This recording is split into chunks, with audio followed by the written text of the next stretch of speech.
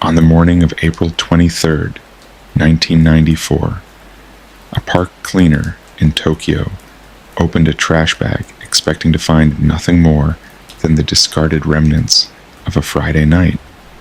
Instead, they found 200 pieces of human remains.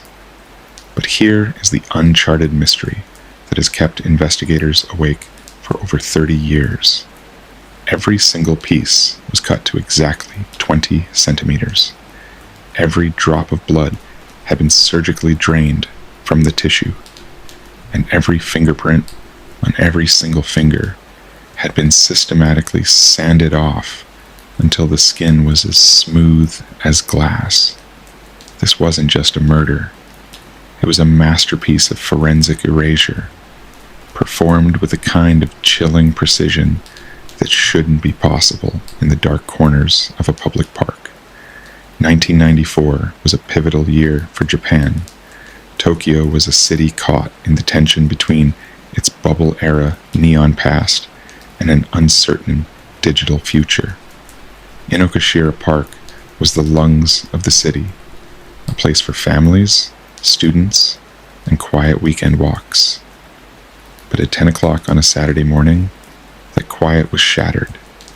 It started with a janitor performing a routine check of the trash bins near the pond. What they found inside 24 separate, semi-translucent bags wasn't just remains. It was a message of terrifying competence. The victim was eventually identified through DNA as Seiichi Kawamura. He was a 35-year-old architect, a man whose entire professional life was dedicated to the science of measurement and the structural integrity of blueprints. There's a cruel, almost poetic irony in the fact that he was disposed of with the same mathematical exactness he used in his work. This is where the case leaves the world of ordinary crime and enters the realm of uncharted mysteries. When the coroners at the Tokyo Medical University began the autopsy, the room went silent. They'd seen dismemberment before, usually the messy, desperate work of an amateur trying to hide a mistake. This was different. First, consider the length.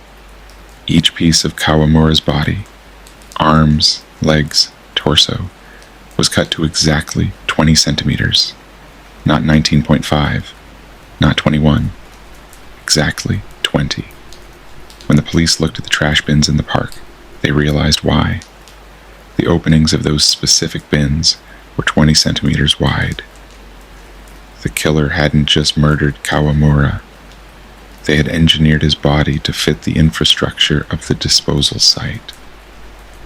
This suggests a level of premeditation and site surveying that goes beyond almost any other cold case in Asian history. The killer knew the park's equipment as intimately as the people who worked there. But the horror deepens when you look at what was missing. There was no blood. In a typical dismemberment, the scene is a chaotic map of biological evidence. But Kawamura's remains were clean. Draining a human body of every ounce of blood and lymphatic fluid is a task that usually requires a controlled industrial setting, a slaughterhouse, a high-end funeral home, or a surgical theater. Yet, there was no trail. No secondary crime scene was ever found. No apartment in the high-density neighborhood nearby showed the kind of deep cleaning required to hide such a procedure. It was as if Kawamura had been processed in a vacuum. Then there were the fingerprints. In most unsolved cases, the killer tries to destroy the face or remove the hands. In this case, the killer went further. They used an abrasive tool to sand down the fingertips, layer by layer, until the unique ridges that define a human identity were gone. They didn't just want to hide who he was. They wanted to erase the very concept of his existence. This was a professional forensic cleaning performed on a living or recently deceased human being. Who was Seiichi Kawamura before he became a collection of 20-centimeter fragments. He lived a remarkably unremarkable life. He was a quiet man, well liked by his colleagues, with no known debts, no ties to organized crime, and no volatile relationships. He left his office on the evening of April 21st, 2 days before the discovery. He told a co-worker he was going for a walk. He was seen at a department store, then near a train station, and then he stepped into the shadows. A witness later came forward with a detail that has haunted the investigation. They reported seeing a man matching Kawamura's description walking near the park on the night of the 21st. He wasn't alone.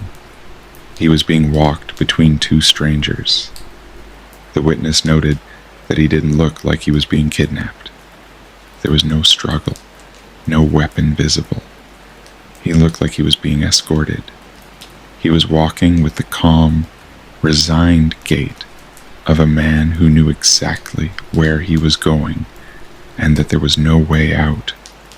The investigation that followed was one of the largest in the history of the Tokyo Metropolitan Police.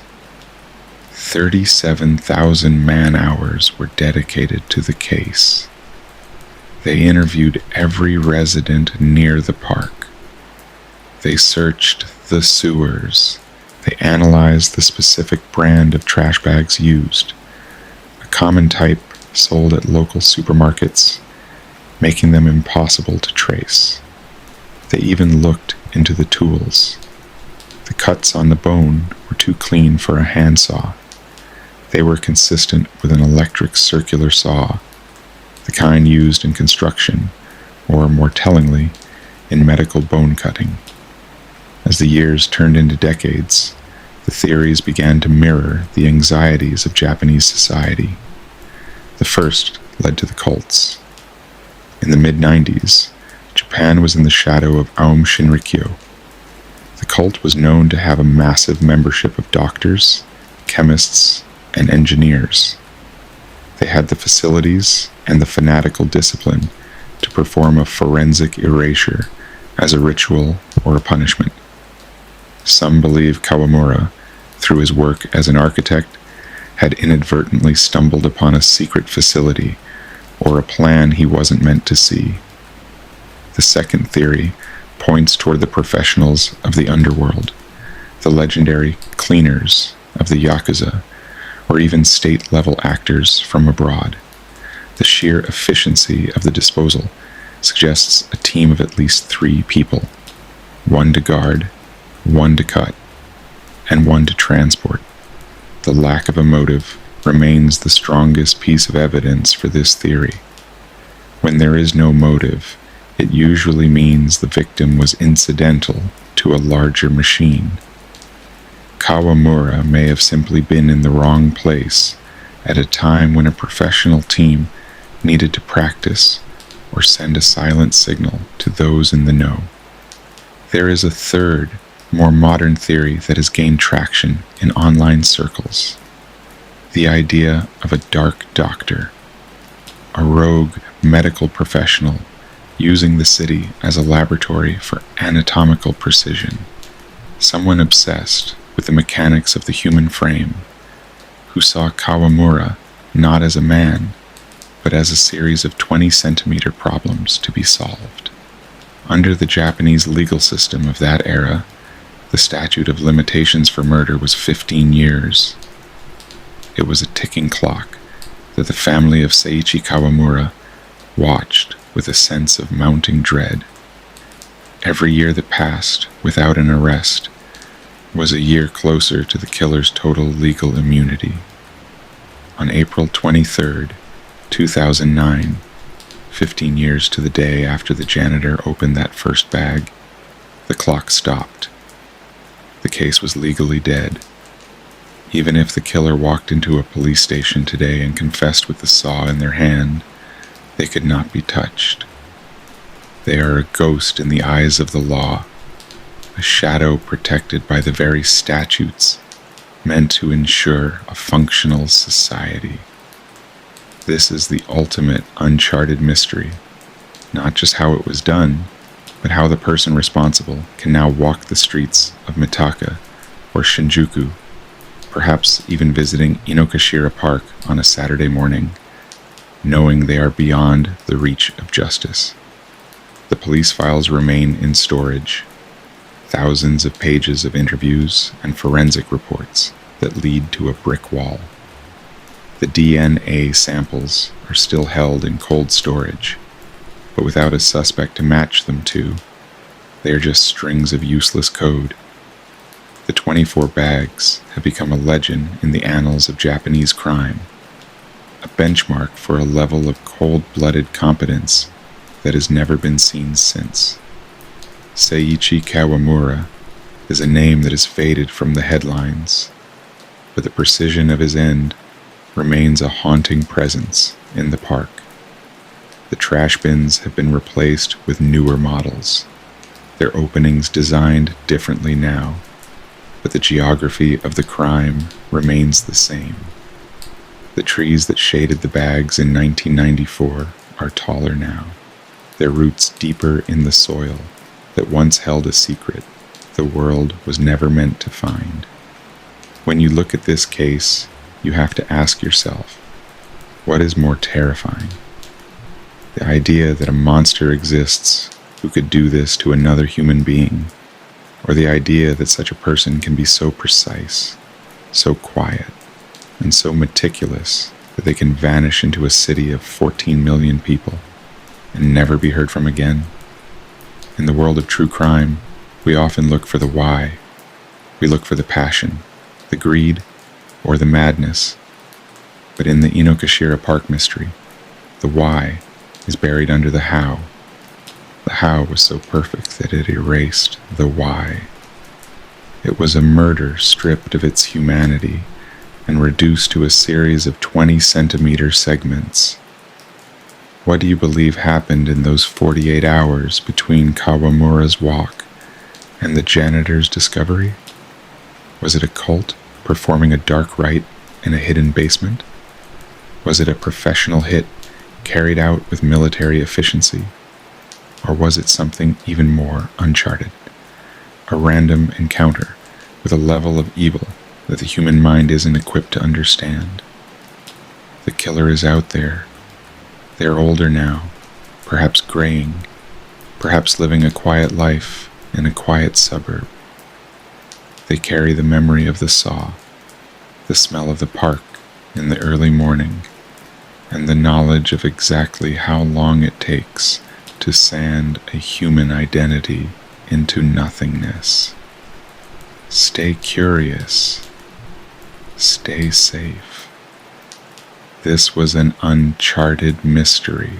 Tonight, we're covering the Sapa, Vietnam disappearance of Jamie Taggart, a British scientist who reportedly vanished in northern Vietnam in 2013 and was never found. This is one of those Vietnam disappearance cases that feels less like a story with an ending and more like a story that simply stops. And that may be what makes it so disturbing.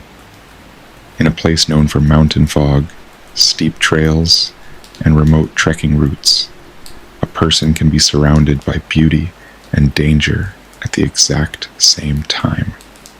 Sapa sits in the mountains of northern Vietnam, a region widely associated with trekking, highland scenery, and routes that can quickly become isolating when the weather shifts or the trail disappears.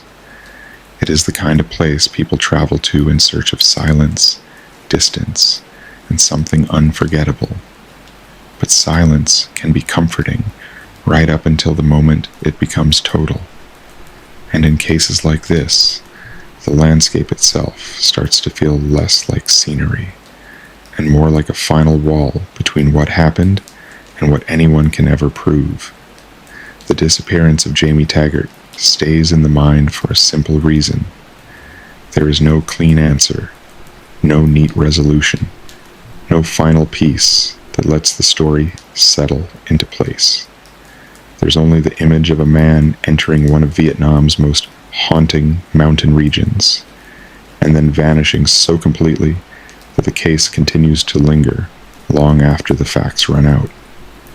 That kind of absence is difficult to process because it leaves the imagination with too much room to wander.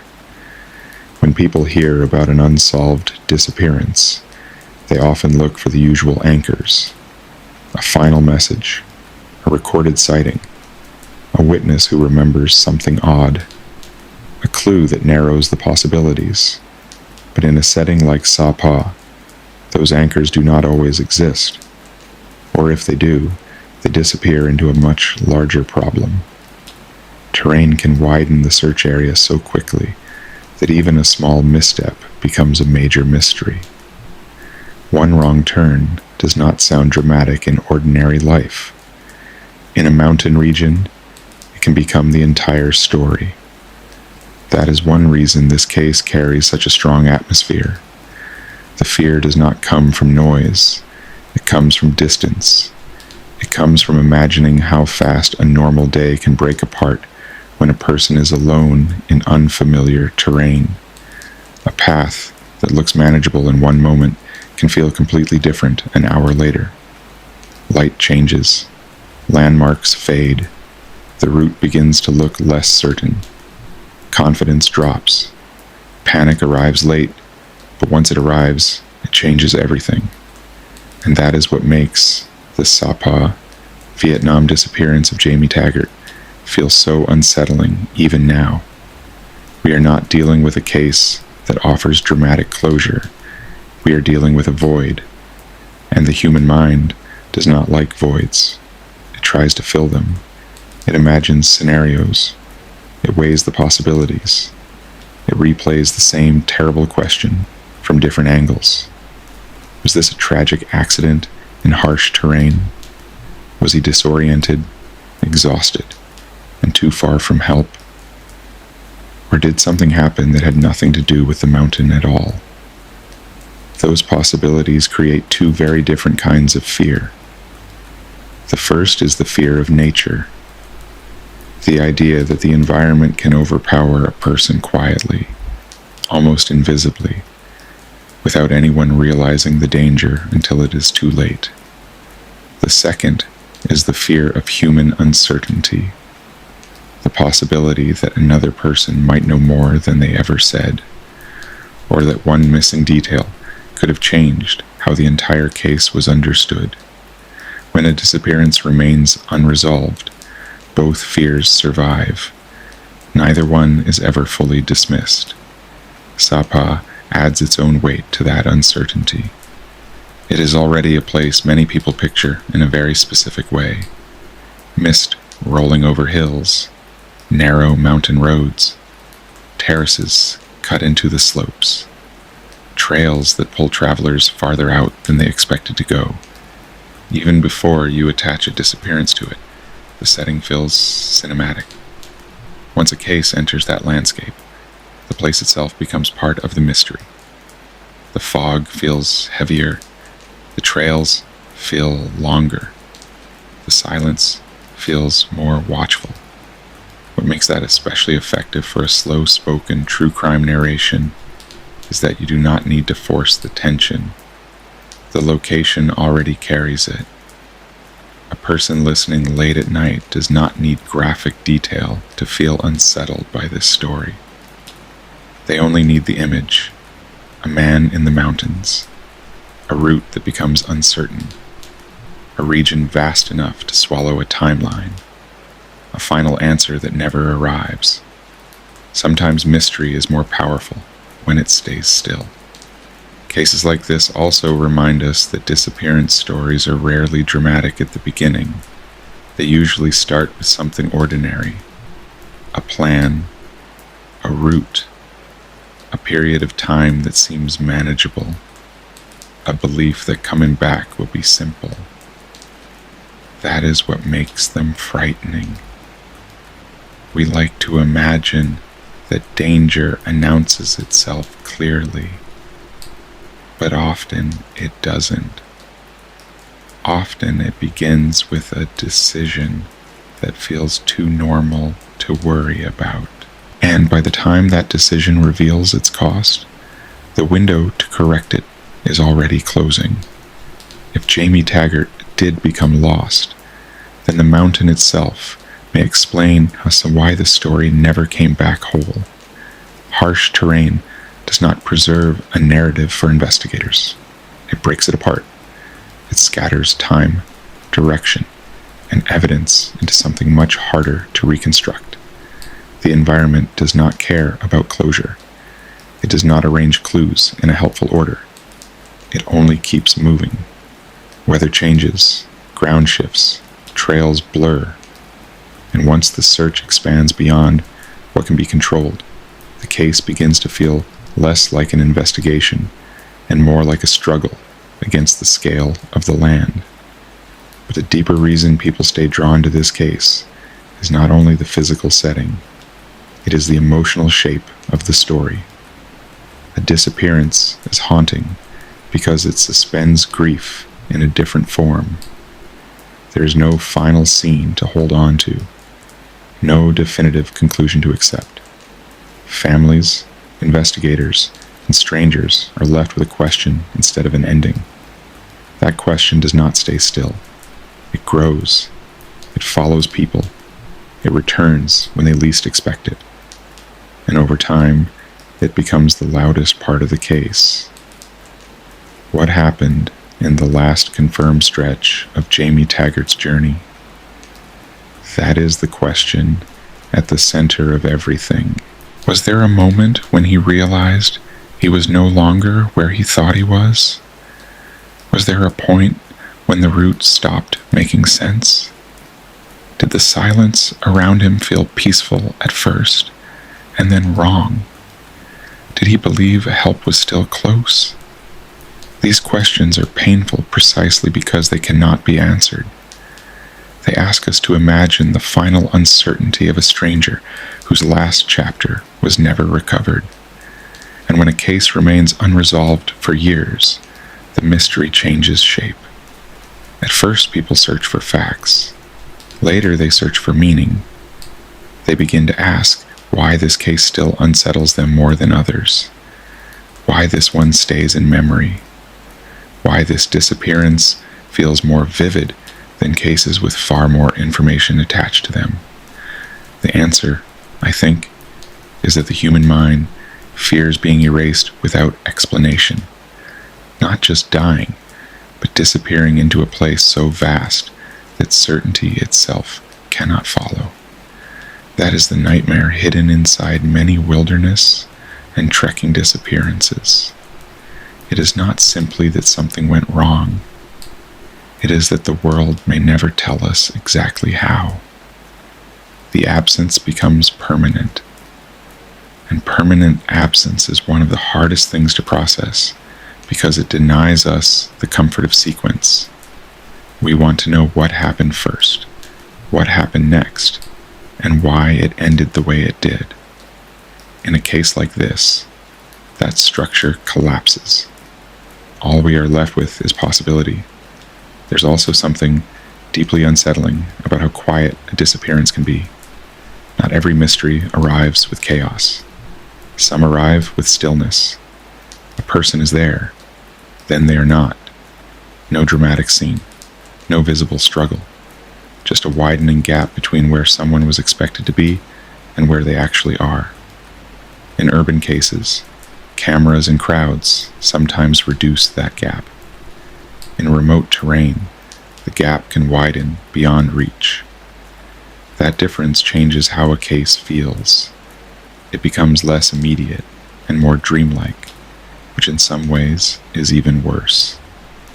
Reports tied to Sapa and nearby mountain terrain in other incidents show that people can and do become lost in the region, which reinforces how plausible and dangerous that environment can be, even without assuming anything beyond the facts we have here. That does not solve Jamie Taggart's disappearance. It only sharpens the unease around it, because once you understand the setting, the mystery does not become smaller. It becomes more believable. And sometimes what is believable is far more frightening than what is sensational. So much of true mystery comes down to what the landscape can hide. A city tends to leave traces. A remote mountain region can remove them. That contrast matters. It means the same event can feel completely different depending on where it happens. In one place, there might be a timeline. In another, only silence. And in Sapa, silence feels like an active force. It feels like something that settles over the story and refuses to lift. If you strip this case down to its most basic form, it becomes almost unbearably stark. A man traveled into a remote and beautiful part of northern Vietnam. He disappeared. He was never found. Everything else is interpretation built around that fact. Every theory, every question, every late-night discussion begins there and ends there. That kind of simplicity can be more haunting than complexity, because it gives the mind nothing solid to push against. And maybe that is why this case still lingers. It captures a fear that is both physical and existential. The physical fear is obvious: isolation, difficult terrain, and the possibilities of getting lost where help cannot reach you in time. The deeper fear is harder to describe. It is the fear that a person can vanish from the world and leave behind no final sentence, no final explanation, not even a final place that others can point to and say, this is where the story ended. But stories like this do not really end. They remain open in a way that solved cases do not. They keep breathing in the background. A listener hears the name once, and months later, it returns without warning. Jamie Taggart, Sapa, Northern Vietnam, a missing man, an unanswered question. Some mysteries become memorable because of what investigators discover. Others become memorable because of what they never do. And that may be the most chilling part of all. Somewhere in the distance, between a known destination and an unknown final moment, the story broke apart. Somewhere between intention and outcome, something happened that no one has been able to restore. Whether the explanation was tragic, simple, complex, or something no one considered, the result is the same. The mountains kept the ending. So tonight, when people search for the Sapa, Vietnam disappearance of Jamie Taggart, they are really searching for more than facts. They are searching for shape, for certainty, for a way to close a story that still feels unfinished. But some cases resist that. Some disappearances remain fixed in the imagination precisely because they do not resolve. They leave us standing at the edge of a trail, looking into fog, knowing that somewhere beyond what we can see, the truth exists, and knowing at the same time that we may never reach it. That is what makes this case linger after the narration ends. Not the noise of it, but the quiet. Not what was proven, but what was never recovered. In the end, all that remains is a place, a name, and a mystery that still feels as if it is waiting in the mountains of Sapa. Key central questions remained unresolved, but even then, the case did not truly close, because criticism without clarity is not closure, and acknowledgement without responsibility is not resolution. So the family kept going. They did not accept a version of events that criticized the process while leaving the central question hanging. They continued pressing through the courts, turning private grief into a long legal challenge. That effort led to the most important judicial turning point in the case. In 2014, Malaysia's Court of Appeal ruled that Beng Hock's death was caused by unlawful acts committed by persons unknown, including MACC officers. That line changed the case. Not because it solved everything, because it broke the idea that this could be understood as a simple, isolated personal event detached from the conduct of the people around him that night. The court was drawing a direct connection between the death and unlawful acts tied to the officials who controlled the setting. That should have changed the outcome in a deeper way. For many watching, it seemed obvious what should come next. Accountability, consequence, a clear demonstration that the system could still correct itself. But the case never delivered that clean ending. Years passed. Public trust weakened further. The sense of injustice hardened. The central question remained. And that is why this story still works on people long after the headlines faded. Not because it is loud, because it is unfinished. A man went into a secured anti-corruption office over a small claim. He told his fiancée he would be home. By the next day, the case had become a national controversy. The timeline raised doubts. The evidence raised doubts. The late appearance of a note raised doubts. The court later found unlawful acts by persons including MACC officers. And still, the one question that mattered most never truly went away. What happened in the missing hours? That is why Teoh Beng Hock's case still matters, not just as a tragedy, as a test of whether institutions can be trusted when the facts become inconvenient, of whether a timeline can be bent without breaking public belief, and of how long a family must keep fighting when the official answer arrives before the full story does. Teoh Beng Hock entered for questions. The timeline still doesn't add up, and once the timeline wobbles, every other detail becomes heavier. Now it is no longer just about a tragic result. It is about the missing hours inside a government-controlled setting. That distinction changed the entire case, because from that moment on, the public was not only asking what happened, they were asking who controlled the environment, who controlled the record, and why the most important stretch of the story still felt unfinished. Then there was the setting itself.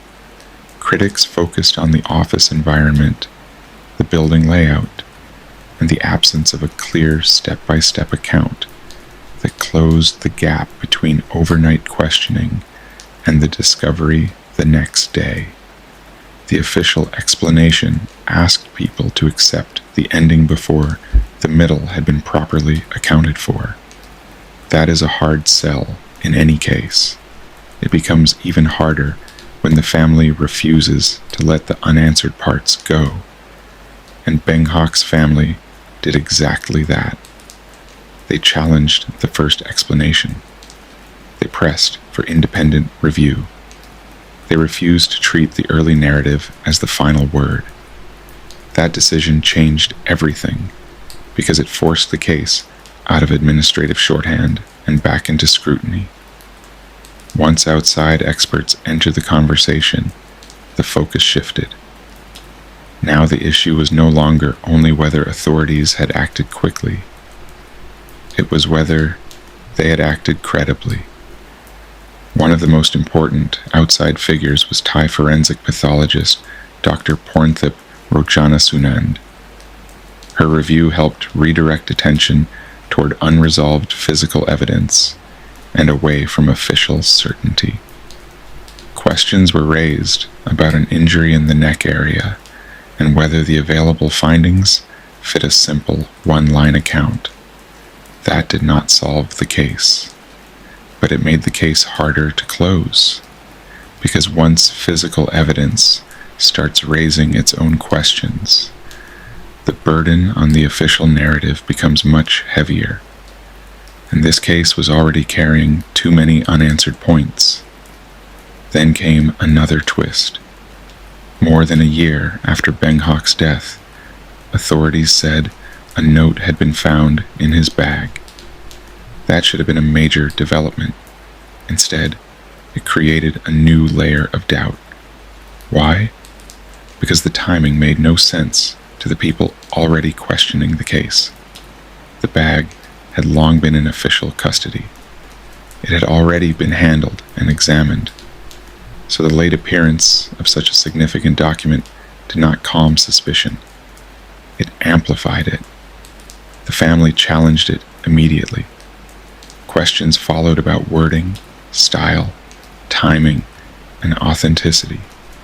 Rather than strengthening public confidence, the note deepened the sense that each new development was arriving after the fact, not from a clean and continuous record. That was becoming a pattern. Every attempt to simplify the story made the public more doubtful, not less. And once that pattern sets in, trust becomes the real issue. That is what made this case so important in Malaysia. It was no longer only about one man's final hours.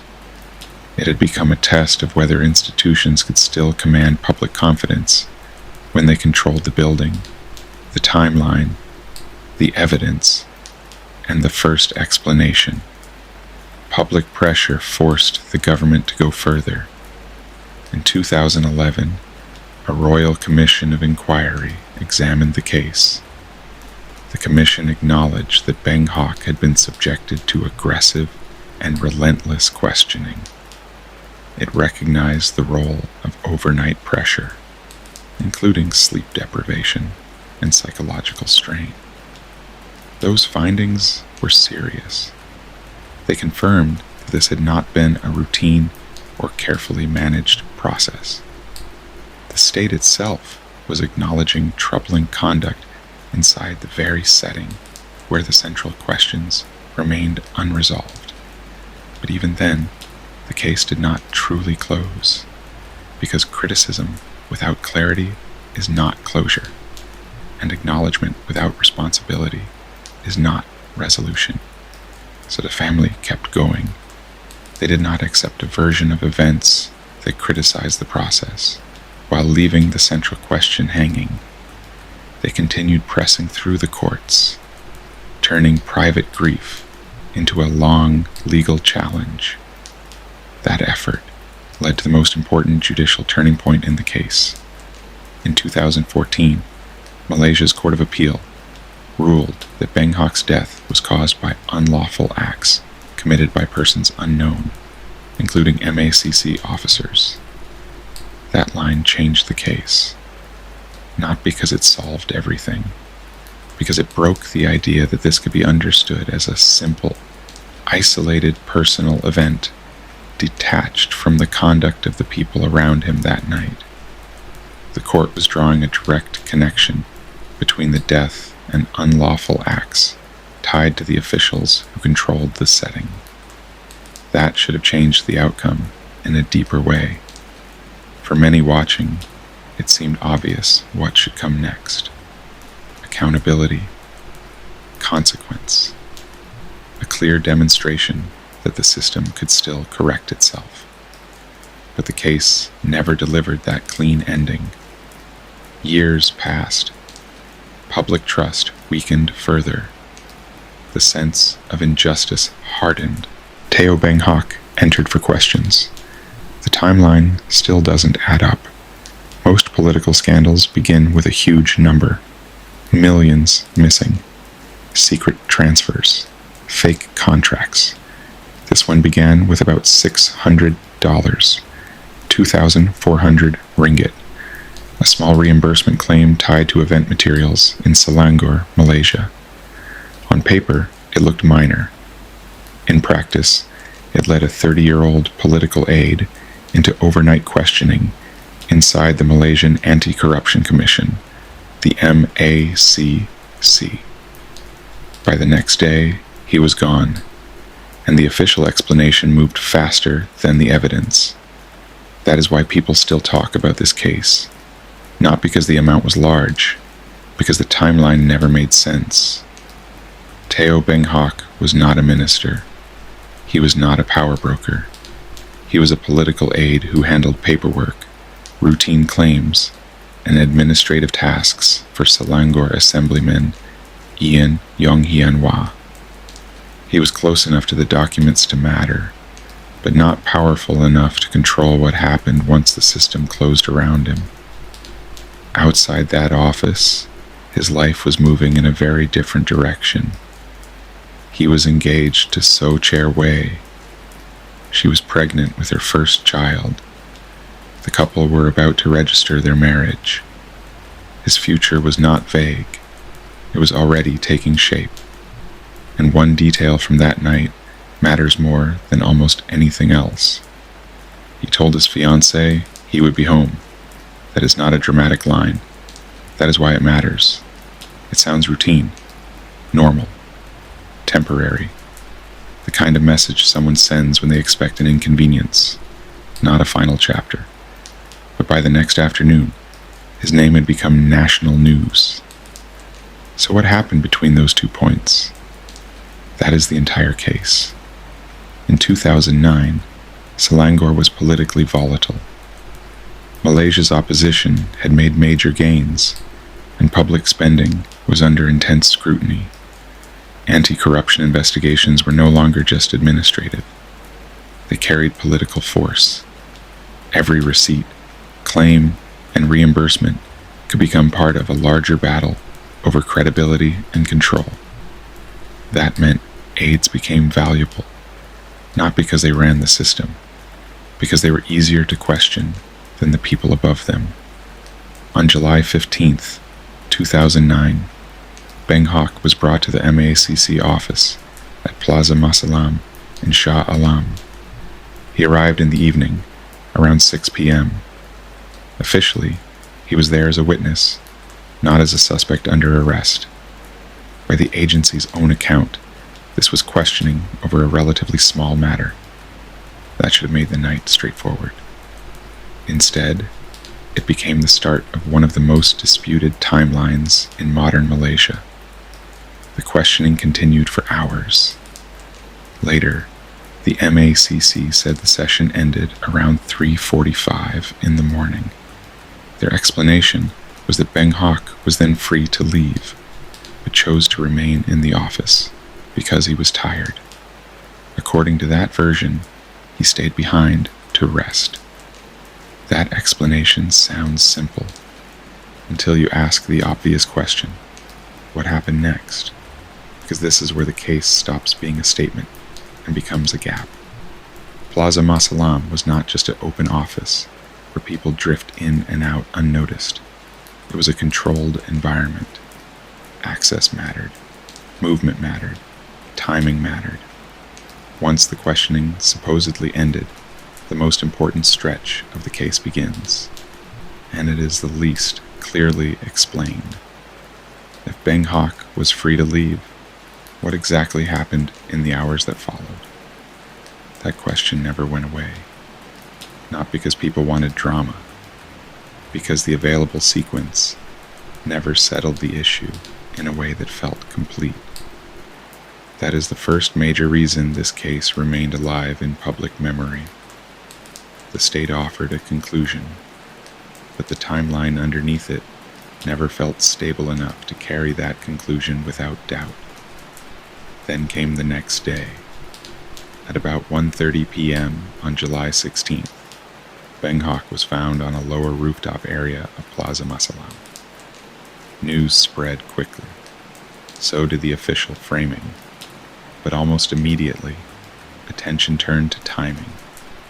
That was the first real fracture point, because observations related to the condition of his remains raised questions about whether the key events had happened shortly before discovery.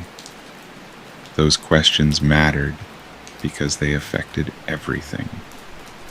If the timing was off, then the public was not just being asked to accept a difficult case. They were being asked to accept a sequence that may not have held together. She was 23 years old. She was 23 years old. She was 2 months into the trip she had planned her entire life, and on the afternoon of August 11th, 2000, she was unalive. Kirsty Jones checked into the Ari guest house in Chiang Mai, Thailand on a warm August evening. She had already traveled through Singapore, through Malaysia. She had months still ahead of her. Australia, New Zealand, a whole world waiting at the end of a plane ticket. That evening, she had dinner with friends. She browsed the night bazaar. She climbed into a tuk-tuk that carried her back to the guest house. No one saw her after that. The next afternoon, a cleaner unlocked the door to her room. What she found inside would never leave her. Kirsty was on the bed, strangled, sexually assaulted, still wearing the clothes from the night before. She had gone missing from the world while everyone around her slept. Within 24 hours, Thai police descended on the guest house. Suspects were named. DNA was collected. The British Embassy was notified. The world's press picked up the story. And within 11 days, every single suspect was cleared. Here's what should have happened next. A systematic investigation. A protected crime scene. Careful forensic analysis. Justice for a young woman who had her entire life in front of her.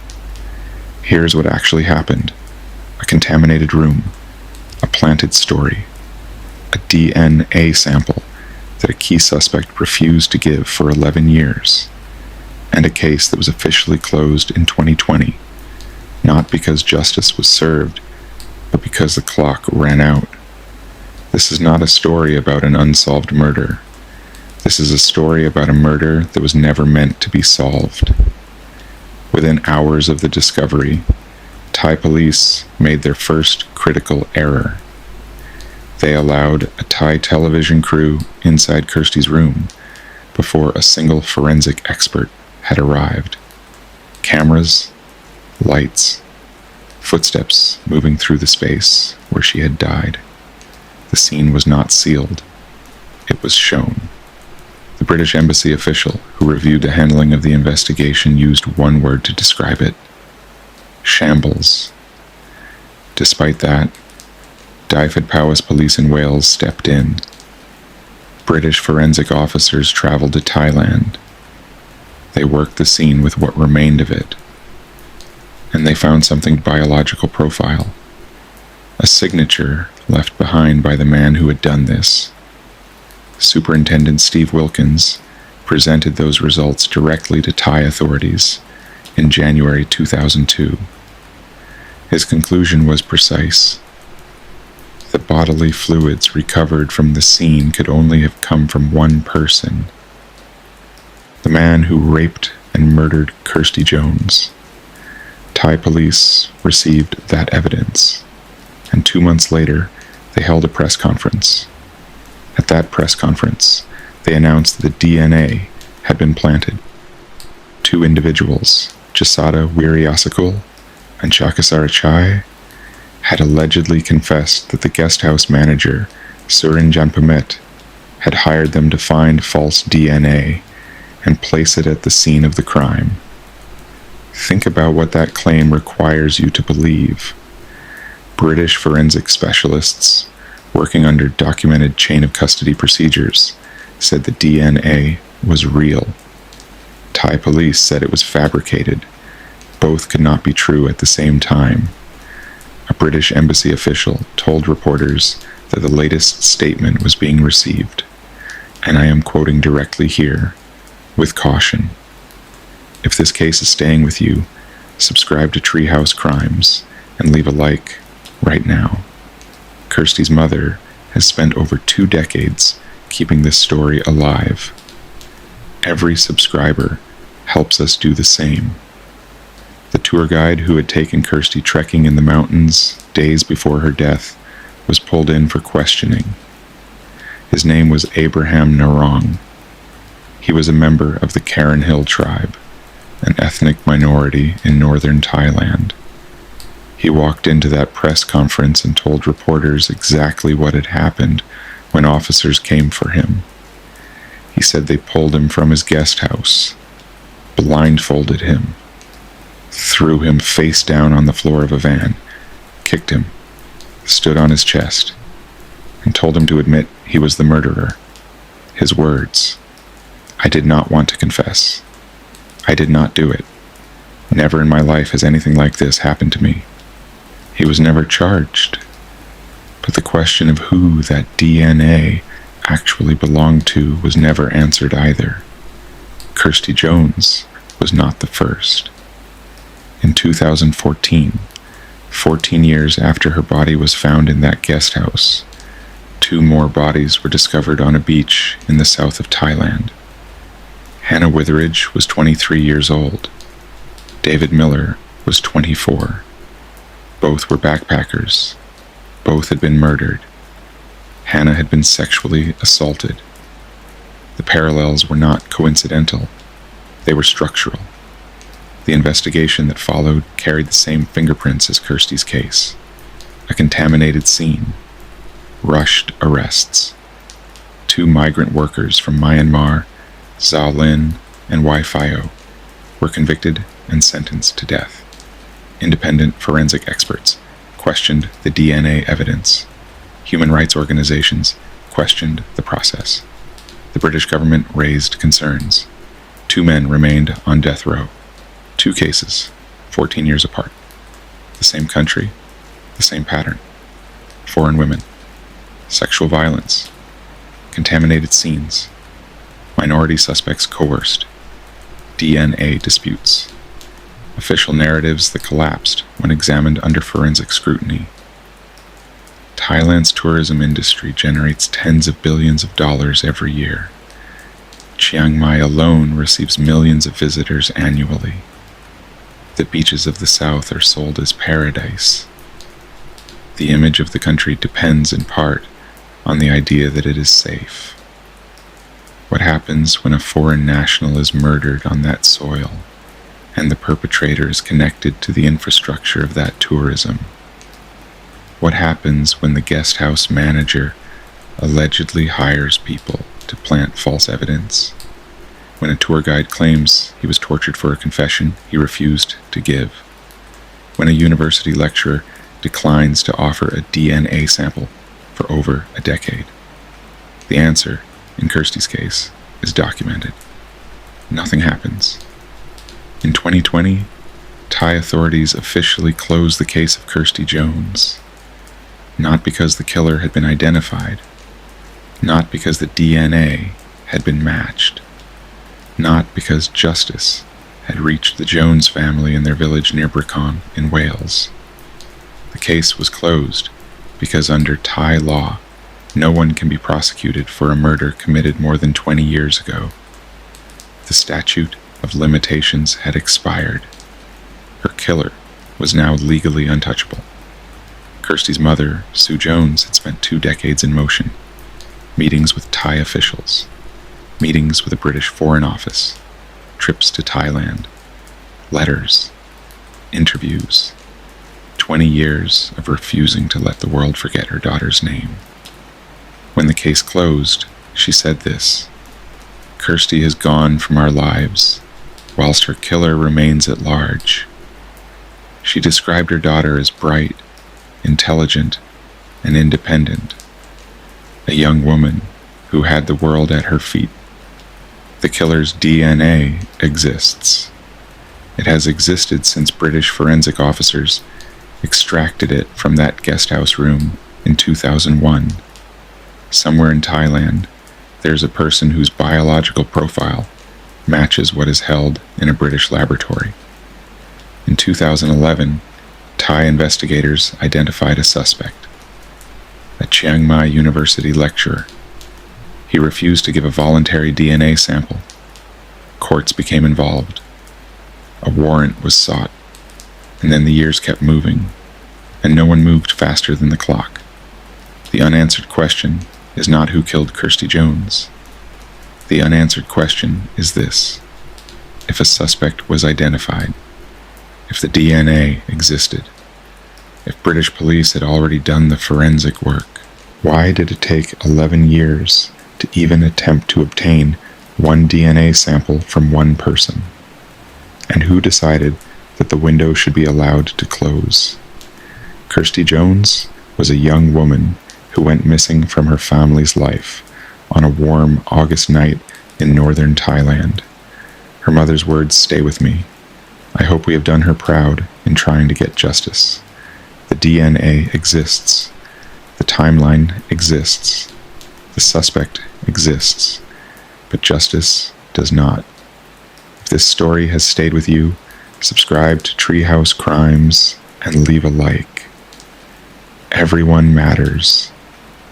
Everyone helps this reach someone who needs to hear it. And Kirsty deserves to be heard. A 23-year-old Marine with 0 health problems drops dead in his bedroom.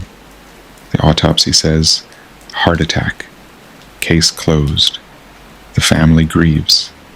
The military moves on. But then, over a year later, his preserved body tissue tells a completely different story. And what follows is a chain of events so catastrophic, so deeply broken, that a woman nearly spent the rest of her life in prison for a murder that may have never even happened. February 18th, 2002. Miramar Marine Corps Air Station, San Diego, California. It's past midnight when 28-year-old Cynthia Summer dials 911. She's screaming. Her husband, Marine Sergeant Todd Summer, fit, healthy, 23 years old, has collapsed in their bedroom. His lips are turning blue. He isn't responding. Paramedics rush in. They work on him. They get his heart going again. He's breathing. They rush him to Sharp Memorial Hospital. Lights and sirens the entire way. And then, at 2:34 in the morning, Todd Summer is pronounced dead. The Armed Forces medical examiner conducts a full autopsy the following day. He reviews everything. His conclusion? Cardiac arrhythmia, natural causes. A young man's heart simply gave out without warning. It was devastating, but it wasn't unheard of. It happened. So Cynthia collects $250,000 in life insurance. She collects $1,900 a month in survivor benefits. She has 4 young children to raise, and within weeks, she starts living her life again. But here's where the story cracks wide open. 14 months after Todd's death, military toxicologist Jose Centino at the Armed Forces Institute of Pathology in Washington pulls some of Todd's preserved tissue samples for what was supposed to be a routine standard metals screening. A procedural step. Nothing unusual expected. What he finds stops him cold. The arsenic levels in Todd's liver are 1,020 times higher than normal. His kidneys, 250 times above normal. These weren't just slightly elevated numbers that could be waved away. These levels were reportedly higher than any arsenic readings the Institute's testing program had ever recorded in its entire history. Suddenly, this isn't a heart attack anymore. This is a homicide investigation, and the military wants answers fast. NCIS, the Naval Criminal Investigative Service, takes over. Agents start building a picture of Todd's final months. Who had access to him? Who had opportunity? Who had motive? And they land squarely on Cynthia. The profile they constructed was damning, not because of hard evidence, but because of behavior. She had gotten breast implants paid for directly with the insurance payout within months of Todd's death. She had thrown parties at the family home. She was photographed at gatherings across the border, living in ways that would later be weaponized against her in court. She had moved to Florida with a new boyfriend, leaving San Diego and the military community behind entirely. and in the hours after her husband died at the hospital, she had reportedly made repeated inquiries to staff about the life insurance money. Investigators looked at all of that, and they made a decision. She did it. She had to have done it. No one else was close enough. No one else had the same access. No one else had the financial motive. The arsenic was the weapon. The timeline fit. And Cynthia Summer was the killer. In November 2005, 3.5 years after Todd's death, she was arrested in Florida and extradited back to San Diego. She was charged with first-degree murder. Now here's what prosecutors chose not to tell the jury. Back in October 2003, a full 2 years before Cynthia was ever arrested, NCIS investigators had already reached out to one of the most respected and experienced forensic toxicologists in the entire country, Dr. Alphonse Pockless. His verdict was immediate and unambiguous. These results don't make any sense, he told investigators directly and on the record. There was no credible evidence that Todd Summer had died of arsenic poisoning. His reasoning was rooted in basic forensic science. Arsenic poisoning doesn't work in isolation. When a person ingests arsenic, whether acutely or over time, it distributes through the bloodstream and concentrates evenly across the body's major organs. It shows up in the liver, the kidneys, the bones, the hair, the fingernails, the blood. It leaves a consistent, traceable biological footprint everywhere. But Todd's results showed extreme arsenic in exactly 2 tissue samples, the liver and kidneys, while every single other tissue in his body came back completely and entirely clean. To any trained forensic toxicologist, that pattern points in one direction: laboratory contamination. The samples themselves had been compromised at some point, during collection, storage, or testing. The arsenic wasn't in Todd's body. It was in the tube. Dr. Pockless said this clearly, professionally, and with full authority. He put it on the record in October 2003, and the investigation continued anyway. His findings were buried. His name never made it to the jury. January 2007, 5 years after Todd's death, Cynthia Summer finally goes to trial. The prosecution's forensic case was already standing on sand.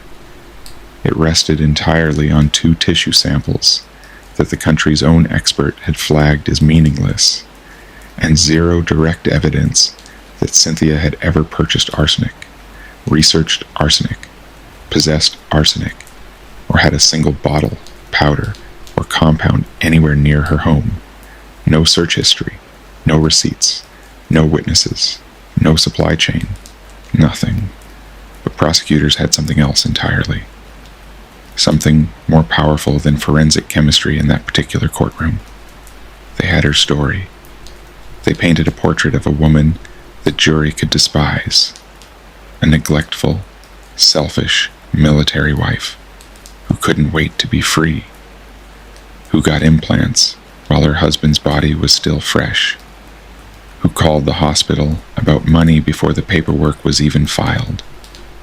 Who ran to Florida with a new man before the grief had time to settle. They didn't need to prove she bought arsenic. They just needed the jury to believe she was the kind of woman who would. And one by one, juror by juror, it worked. On January 31st, 2007, Cynthia Summer was convicted of first-degree murder. Sentence: life in prison without the possibility of parole.